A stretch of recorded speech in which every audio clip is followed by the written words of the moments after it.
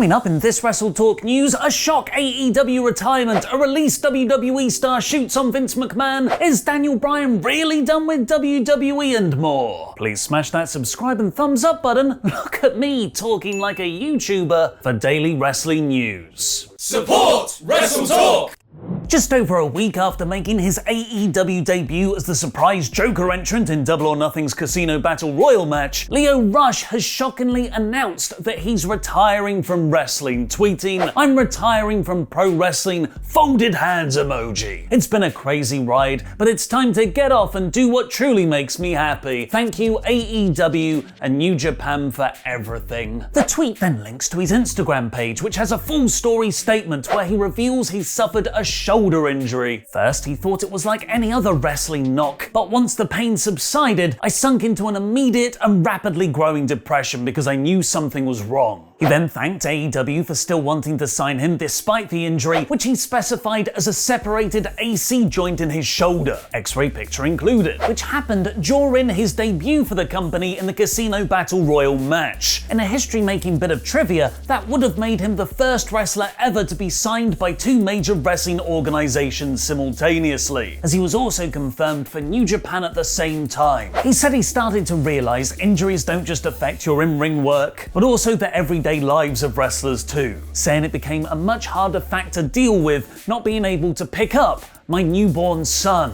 And it's made him reassess his priorities, choosing to put his family and mental health first. He thanked everyone who's helped him during his 7-year career and, in a bit of closing admin, noted he will be fulfilling his contractual obligations to New Japan once he's healed, which presumably means actually wrestling for them, seemingly framing this as not a career-ending injury, but a career-reassessing injury. He should be able to wrestle again, but he's chosen not to have the physical toll on his body and family any longer. Rush first started wrestling in 2014 on the Indies for CZW when he was just 18. He was quickly picked up by Ring of Honor the year later and made a name for himself as one of the fastest, most athletic wrestlers on the indie scene, along with Will Ospreay and Ricochet. This got him many old-timey detractors who criticized him for not selling enough, like that time he no-sold a powerbomb off a ladder through a table.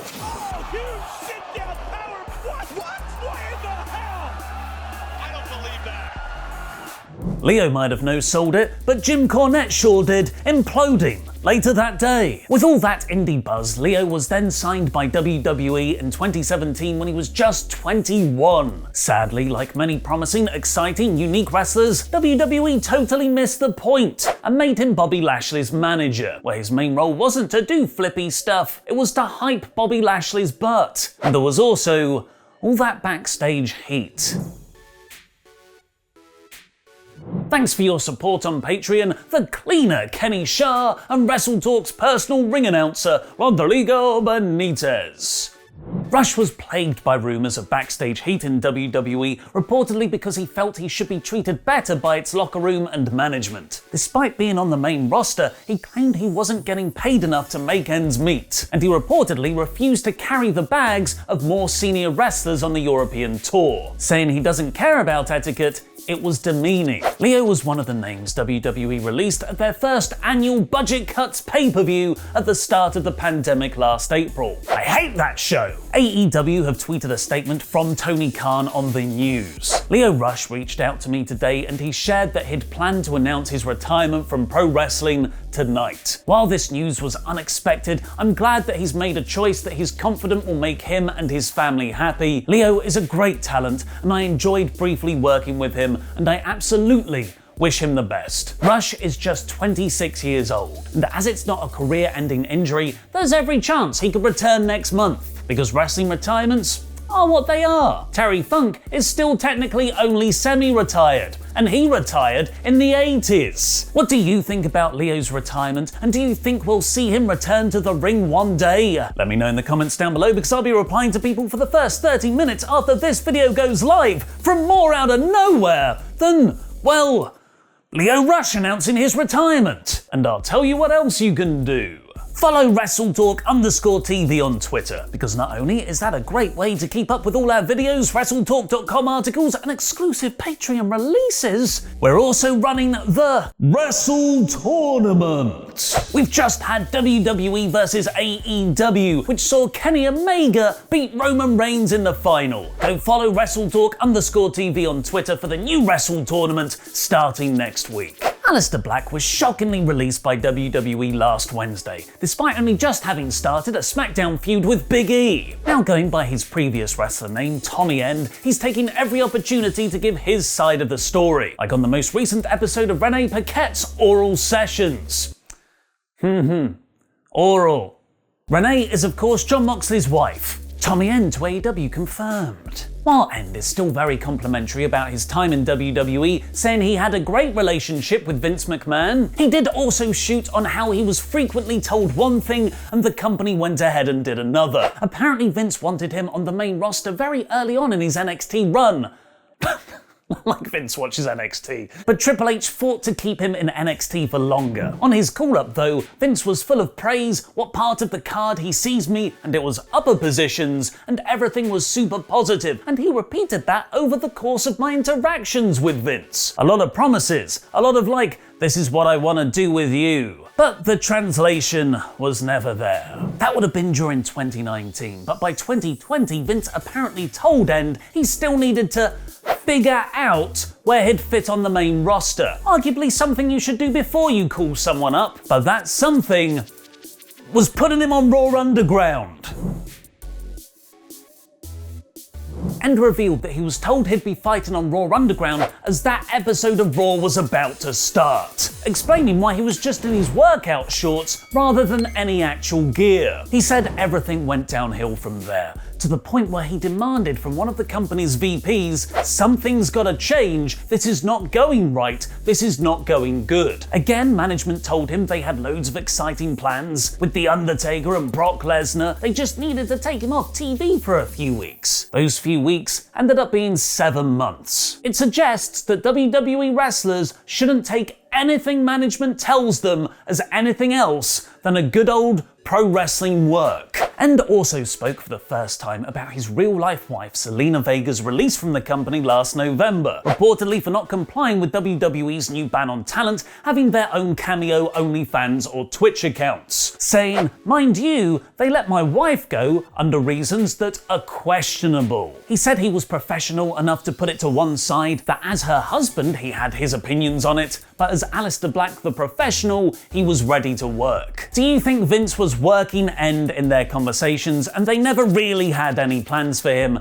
Let me know in the comments. End has actually had his first non-WWE appearance announced. He'll be at the Big Event convention on the 13th of November. His wrestling non-compete clause expires at the end of August though, so there's plenty of time to appear elsewhere before then. Speaking of showing up on AEW, Wrestling Inc. reported earlier this week that Andrade's contract with AEW granted him limited creative control over some of his finishes. PW Insider has now refuted that report, writing Andrade's deal is no different to anyone else's in AEW's, where Tony Khan always has final say in the booking. Speaking of showing up on AEW, again, Daniel Bryan's WWE contract somehow legit expired last month, shortly following him main eventing WrestleMania. WWE wrote him off TV in a loser leaves SmackDown match against Roman Reigns, but the company are reportedly hopeful he'll return after some time off. You know, just like that Dean Ambrose guy did. WWE want Bryan back so bad, that's reportedly one of the reasons Nick Khan is trying to broker a working relationship with New Japan, as one of Bryan's aims right now is apparently to be able to wrestle for other promotions around the world. But now another sign Bryan's break with WWE is more long-term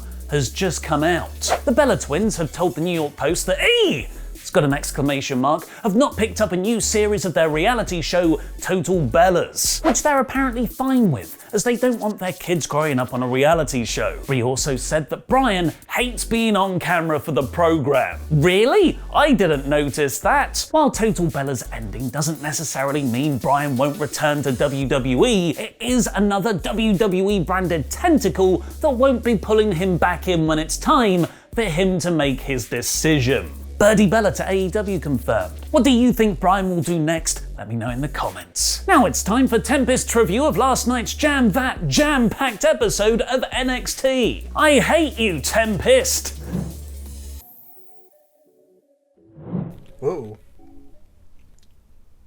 That's right, LIW fans. Tempest the Wrestler is back to review this week's NXT in about 5 minutes. So this show opened with a match between Oney Lorcan and Austin Theory. Now there was a lot of really good offense in this match, and you can clearly tell that Austin Theory has been coming up with a lot of his own moves and just been waiting to show them off on a big stage. There was a really cool rolling over castle neck breaker type move and a sit out Spanish fly from the top rope. That one I've never seen before. Johnny Gargano and Pete Dunne made their way to ringside and got into a brawl before the end of the match. The end of the match that saw Oney Lorcan hit a half Nelson slam on Austin Theory for the win. The crowd did not seem super invested in this match, perhaps because of the heel versus heel dynamic, but they were cheering Austin Theory a lot more than Oney Lorcan. This match wasn't mind-blowing, but the innovative offense from Austin Theory helped it be a better than average opening match. We had a promo segment with Legado del Fantasma, MSK, and Bronson Reed, where Legado del Fantasma challenged them to a 6-man winner-take-all tag match for the NXT North American Championship and the NXT Tag Team Championship at NXT TakeOver in Your House. Personally, I'm not a real big fan of the idea. I don't think everyone's... I'm just kidding. I pitched this idea last week. Take it away, younger me. If they did a 6-man tag against Legado del Fantasma for all the belts, I think that would be a pretty fun match. I'd like to see it.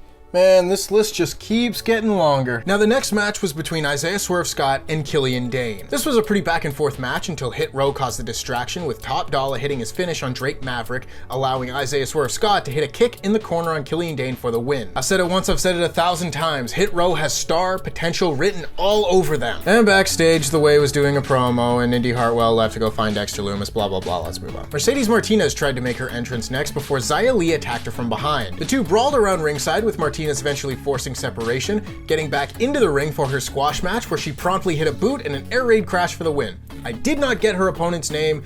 I apologize. Triple H and William Regal were backstage thanking Poppy for her appearance on the show when Dexter Lumis walked in. Tempest views regarding Dexter Lumis have been deemed too controversial and have been hereby censored by the All Authority.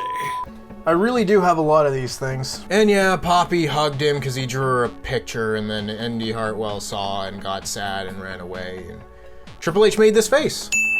Ted DiBiase welcomed Cameron Grimes and LA Knight to the ring as he announced that their match at NXT TakeOver in Your House will now be a ladder match. Grimes then cut what I thought was a really good promo, saying that when he gets in the ring, no one can beat him, but then he inquired what they would be climbing the ladder to get. And it was then that Ted DiBiase, the $1 Million Man, reintroduced the $1 Million Championship to WWE. I hope they do a better job with it this time than they did with Ted DiBiase Jr. The next match saw the Grizzled Young Veterans take on August Gray and Ike Manjiro, and this was a pretty one-sided match. The babyfaces were able to get some offense in, hitting a couple of very nice Hurricane Ranas, but ultimately this was the Grizzled Young Vets match. During this match, Tommaso Ciampa and Timothy Thatcher made their way to ringside to sit and watch as the Grizzled Young Veterans were able to hit Ticket to Mayhem and get the win, and afterwards the Grizzled Young Vets challenged them to a tornado tag match that will take place next week on NXT. Candice LeRae made her way to the ring to try and call out Poppy, but instead she was attacked by the returning Io Shirai. I don't know if Io's gonna try and find a partner and go after the NXT Women's Tag Team Championships, but hey,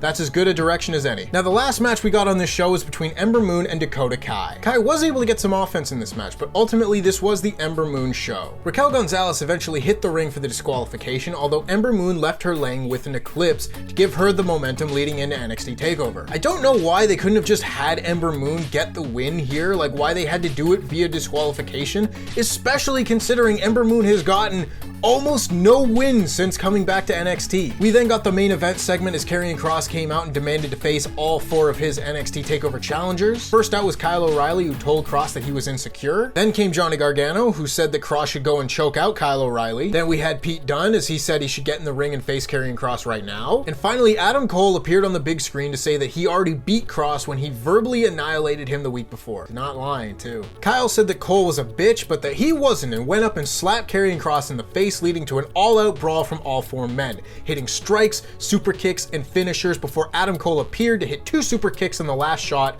on Karrion Kross to hold the title high as the show went off the air. I didn't think this was a particularly good go-home show, but for just a regular episode of NXT, it was serviceable. There wasn't really anything wrong here, it just didn't blow my mind either. I'm going to 3 out of 5, a solid show, you should still watch it. And that just about wraps it up for me. Before I go though, make sure to check out Quizzlemania 36 later on today today as I reclaim my Quizzlemania championship. And if you feel like supporting me, go to WrestleShop.com and get your LIW merch. Also make sure to check out the NXT Review podcast with myself and fellow intangible Pete Quinnell later on today. Be a good person and become an intangible. It's the main event of the show. This is a mid-card angle at best. And we haven't even gotten on. Oh, no, stop it. No. Hold on. There was a contract signing on this show for the WWE Championship. And it was well good. boring. It was so boring. So boring. At least there's something to say about this.